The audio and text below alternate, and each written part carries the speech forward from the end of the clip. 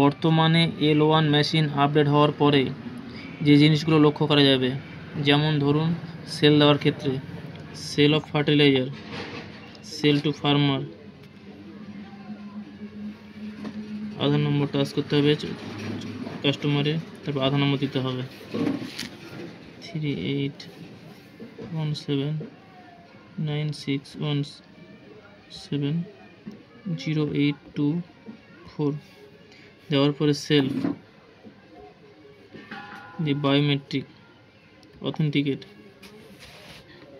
আধার দে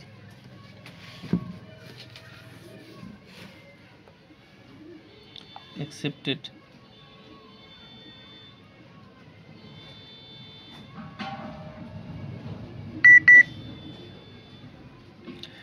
হ্যাঁ, এই যে প্রথম যে অপশানটা এসছে এখন, এটা প্রত্যেকবারে আসবে। এই কাস্টমারের নামে যদি কেউ মাল কেটে থাকে, এখানে শো হবে এই মাসে কতগুলো তার নামে মাল কাটা হয়েছে। এতে আমাদের একটা সুবিধা যে ভুল করে বেশি মাল কাটার যেটা সম্ভাবনা থাকতো সেটা আর সম্ভব হবে না, সঠিকভাবে মালটা কাটতে পারবো। ওকে, নেক্সট।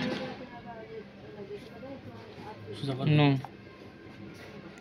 এবার প্ল্যানটি সিলেক্ট করবো।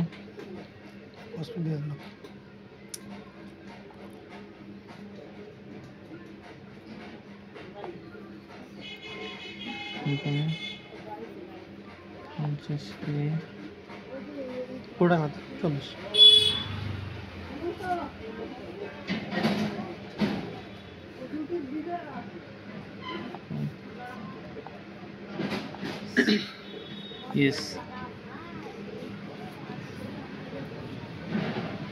success,